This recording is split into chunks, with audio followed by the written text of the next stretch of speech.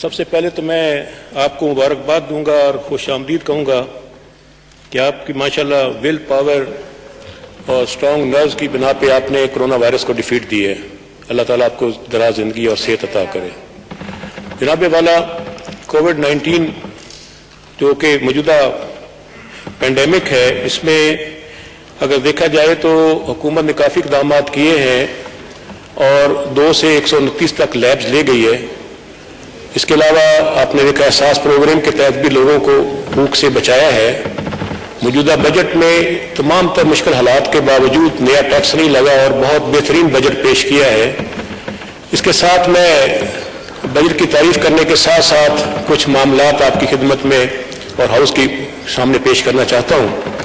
ایک تو health sector میں جناب والا کچھ چیزوں کی بلیک مارکیٹنگ کی بنا پہ شارٹیج جو ہے اس کا کوئی نوٹس لینا چاہیے. اس وقت مارکیٹ میں پلس آکسو میٹر کی پرائس 3 گنا ہو چکی ہے. 10,000 کا آکسیجن گیس سلنڈر 28 سے 30,000 تک چلا گیا ہے. میڈیسن اور وٹامنس کی قیمتیں بڑھ گئی ہیں.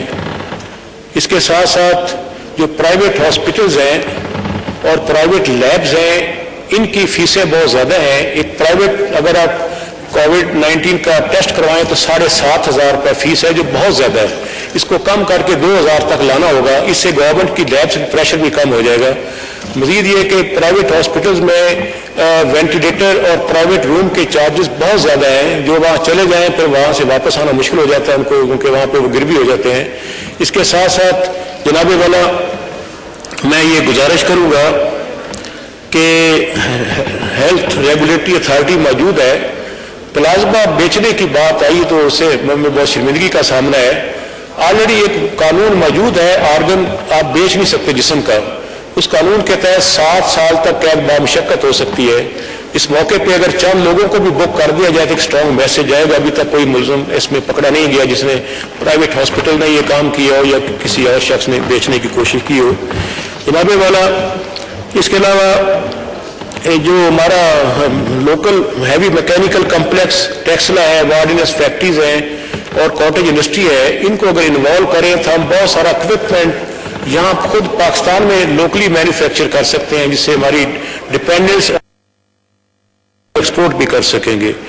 اس کے علاوہ جناب والا امیون سسٹم بہتر کرنے کے لیے میں گزارش کروں گا جتنے فوڈ آئٹمز ہیں ان پہ ٹیکس 0 کر دیا جائے تاکہ لوگوں کو بالکل سستی چیزیں مل سکے.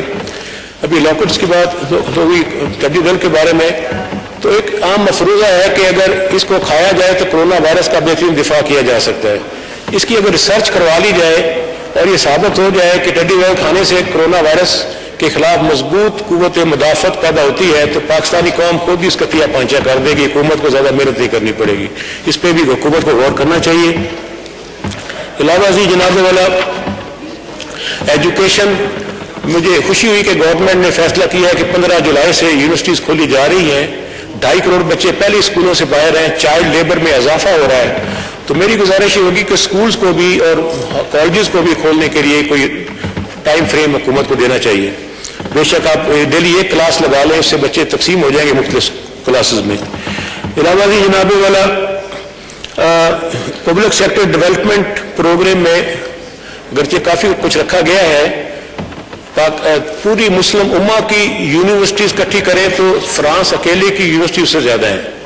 تو ہمیں اس پہ غور کرنا ہوگا کہ پبلک سیکٹر کی یونیورسٹیز ہر تحصیل سطح پہ بنائی جائے، اور اگر کوئی وسائل کی کمی ہو تو پبلک پرائیویٹ پارٹنرشپ کے تحت بھی قائم کی جا سکتی ہیں.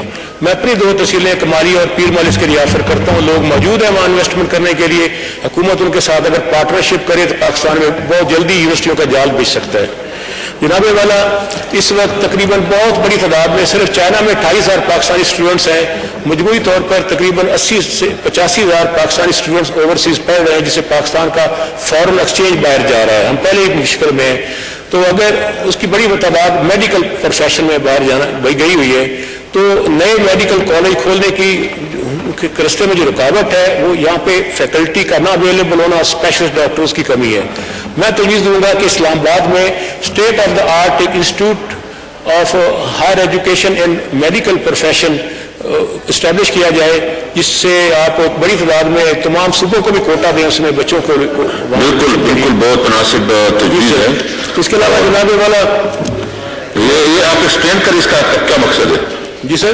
یہ جو آپ کہتے ہیں کہ آپ ہائر ایجوکیشن ایک میڈیکل انسٹیٹیوشن بنائیں تو اس کا کیا مقصد ہے, آپ کیا چاہتے ہیں اس سے؟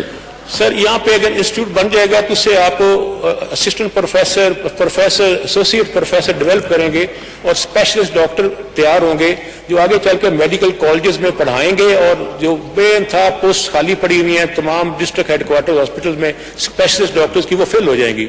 اس کی شارٹیج ہے اس کو فل کرنے کے اس کے ایک پراپر پروپوزل بنا کے مجھے دے دیں. جی سر, ہم ٹیک اپ کرتے ہیں ہیلتھ منسٹری کے ساتھ. جی سر, میں آپ کو پیش کر دیتا ہوں. اس میں سر ایک اور گزارش ہے لیجسلیٹو اینڈ جوڈیشل ریفارمز. اس وقت جو ججز کی تقرری کا طریقہ کار ہے مجھے اس پہ ذاتی طور پر اعتراض ہے. میں سمجھتا ہوں کہ جج جس نے زندگی اور موت کا فیصلہ کرنا ہوتا ہے کسی کا, ضرورت اس بات کی ہے کہ ان کے باقاعدہ ریٹن ٹیسٹ بھی ہوں اور سائیکولوجیکل ٹیسٹ بھی ہو, اور اسپیشلی اس کا ایموشنل جو ہے ٹیسٹ بھی ہونا چاہیے اور سائیکولوجیکل ٹیسٹ بھی ہونا چاہیے, تاکہ اس میں کوئی ایسے لوگ نہ آ جائیں. Especially I Q, E Q, S Q, پی کیو, اس میں اسپیشلی ایس کیو سے مراد ہے اسپرچول جو ہے کوشن, تو تاکہ وہ ویلیوز اور ایتھکس پہ بلیو کرتا ہو. اور ایموشنل کوشن سے مراد ہے کہ وہ اگریسو, جذباتی, غصے والا نہ ہو, جس سے اکثر ہم نے دیکھا عدالتوں میں جو رویہ ہوتا ہے. اس سلسلے میں یہ اسپیشل جوڈیشل ریفارمز کی جائیں. بہت ساری پوسٹیں خالی ہیں ججز کی, 4 سال لگ جاتے ہیں ہائی کورٹ میں, 4 سال سپریم کورٹ میں. مہربانی کریں, آبادی کے لحاظ سے کرائم بڑھ گیا ہے لیکن ججز کی تعداد میں اضافہ نہیں ہوا. ججز کی تعداد میں بھی اضافہ کیا جائے اور اس کے ساتھ ساتھ خالی پوسٹ بھی فل کی جائیں.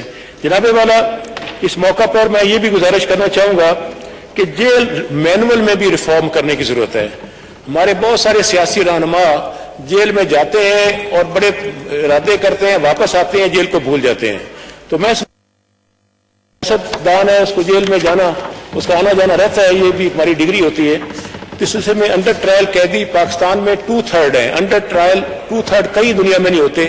میکسیمم لوگوں کو بیل کا رائٹ دیا جائے, اور اس کے ساتھ ساتھ ملاقات, لانڈری, آپ کا یہ barber shop, post office, utility store, family ملاقات, مشقت کا پراپر معاوضہ, ان کے ٹرائل جو رک جاتے ہیں ان کی سپیڈ, کمپنسیشن. 10 سال کے بعد بندہ باہر راہ ہو کے آتا ہے, اس کو کچھ ملتا نہیں ہے, اور بندہ جب قیدی ہوتا ہے وہ اس سے زیادہ اس کی فیملی بھگت رہی ہوتی ہے. فیملی کے لیے کوئی پیکج ایسا نہیں ہے. ان کو فنی تعلیم, اس میں indoor sports, library, internet, video calling phone. اگر ویڈیو کالنگ فون ہو جائے تو اس سے بھی میرا خیال ملاقات کا پریشر کم ہو سکتا ہے. جناب والا, انوائرمنٹ, ماحولیات بہت امپورٹنٹ ہے. اس وقت جو سٹنٹنگ کا ایشو ہے اس میں 50% وہ ہیں جو ایئر پولیوشن کی بنا پر بچے ہیں, کیونکہ ان کے لنگز جلدی گیس آکسیجن کھینچتے ہیں, آکسیجن ہوگی نہیں تو کہاں سے آئے گی, اس سے ان کے برین کو ڈیمیج ہو جاتے ہیں اس سے.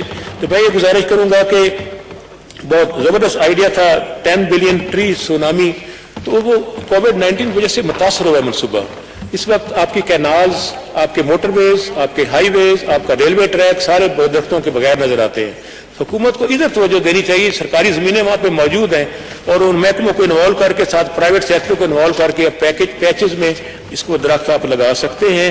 اس کے علاوہ جناب والا, یہ جو آپ دیکھیں ایون موٹر ویز کے ساتھ ساتھ آپ کو نظر آئیں گے بریکس کلنز جو ہیں, بھٹے جو ہیں اینٹوں کے, انتہائی زہریلا کالا دھواں رہا ہے.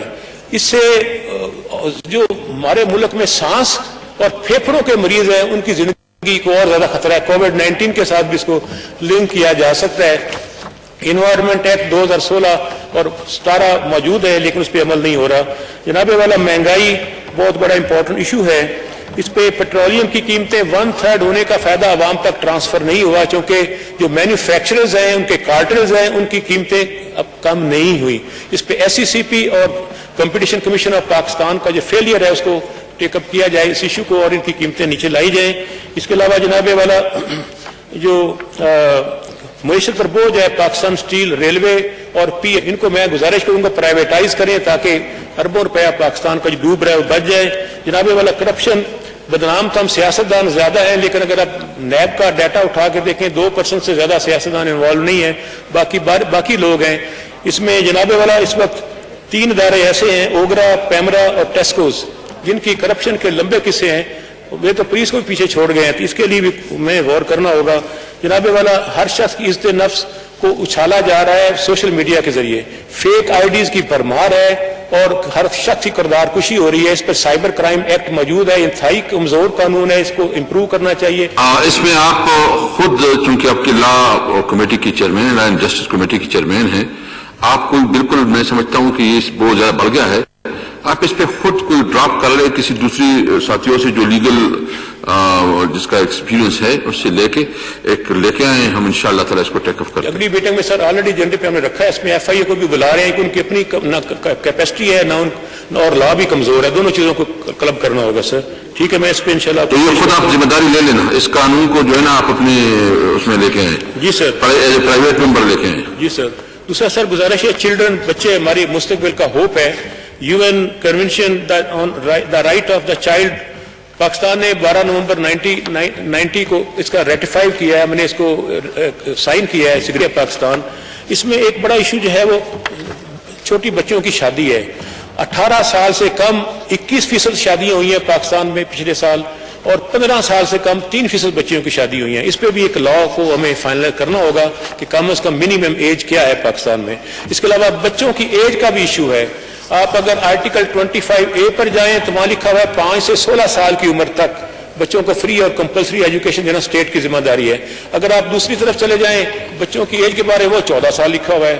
تو اس لیے یہ بھی کنٹراڈکشن ہے، آئین کے دو آرٹیکلز آپس میں ٹکرا رہے ہیں، تو اس میں بھی ہمیں غور کرنا ہوگا. اس میں سر گزارش ایک اور ہے، چائلڈ لیبر کا بہت بڑا ایشو ہے. مشرافیہ کے گھروں میں غریبوں کے چھوٹے بچے ان کے امیروں کے بچوں کو سنبھال رہے ہیں. یہ کرائم ہے بہت بڑا.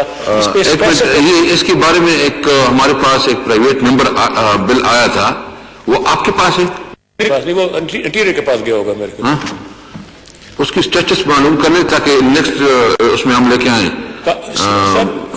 صاحب ان کی اسٹیٹس معلوم کریں کہ وہ کون سی کمیٹی کی، میرے خیال میں وہ ہیومن رائٹس کمیٹی کے پاس ہوگی. پھر اس وقت فیڈرل لا اویلیبل ہی نہیں ہے سر.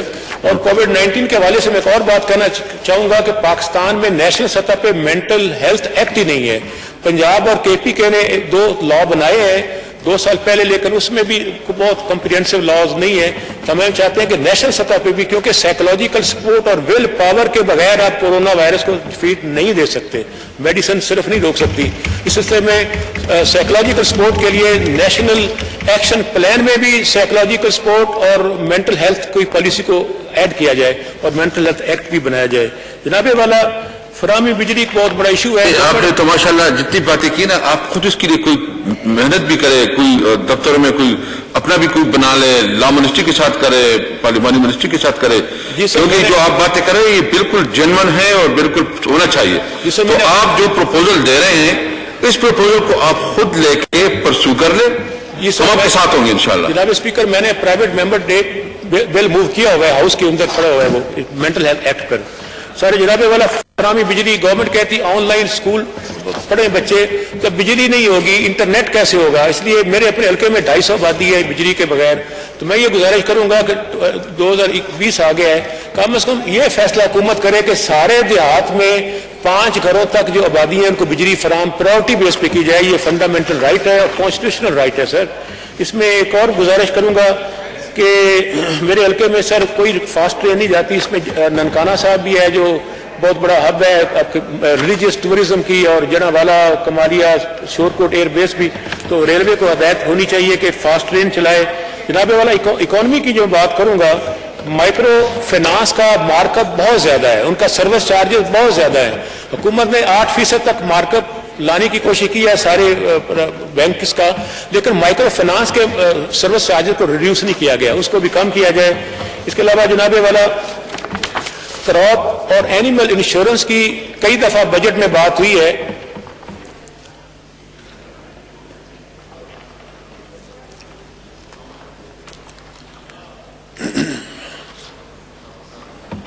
جناب والا سر، کراپ اور اینیمل انشورنس کا ہمیشہ بجٹ میں پیش کیا جاتا ہے، عمل اس پہ کوئی کام نہیں ہوا.